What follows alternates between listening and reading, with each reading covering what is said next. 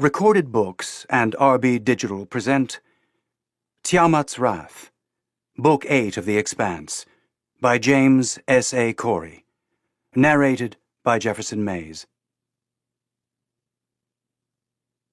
To George R. R. Martin, good mentor, better friend. Prologue. Holden. Christian Avasarala was dead. She'd passed in her sleep on Luna 4 months earlier. A long, healthy life, a brief illness, and she left humanity very different than she'd found it.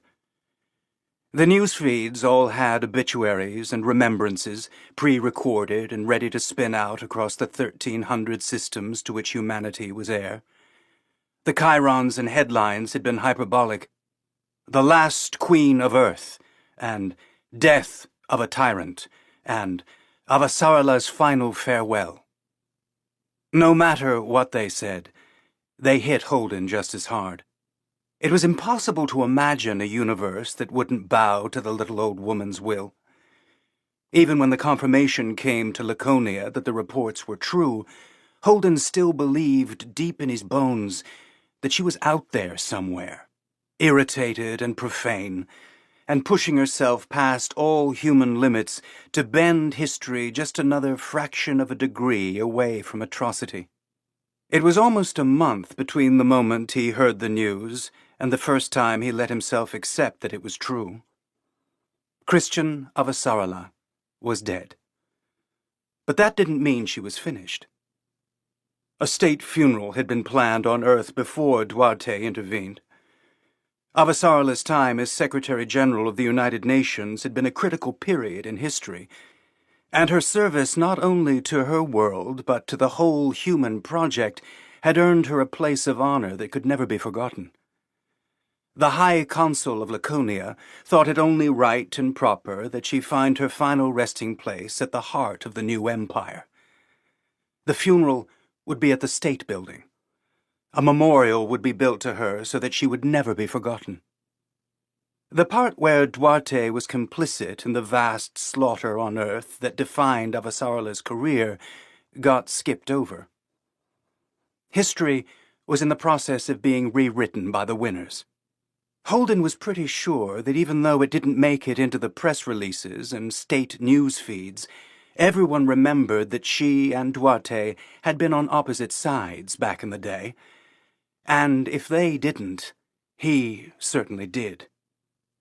The mausoleum, her mausoleum, since there wasn't anyone else of sufficient stature to share it with her yet, was white stone polished micron smooth.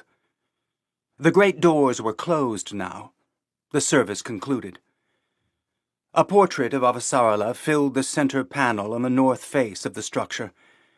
It was etched into the stone along with the dates of her birth and death, and a few lines of poetry he didn't recognize. The hundreds of chairs, arrayed around the podium where the priest had spoken, were only about half filled now.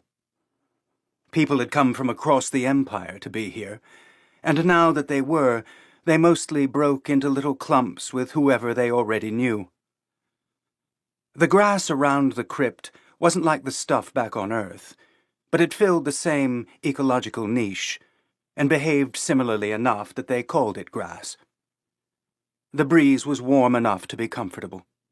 With the palace behind him, Holden could almost pretend that he might walk out to the wilderness beyond the palace grounds, and go wherever he chose. His clothes were of Laconian military cut, blue with the spread wings that Duarte had picked for his imperial icon. The collar was high and stiff. It scraped the skin along the side of Holden's neck.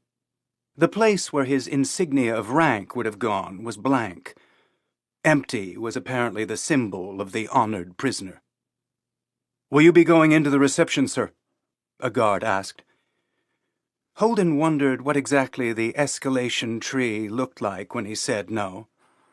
That he was a free man and rejected the hospitality of the palace.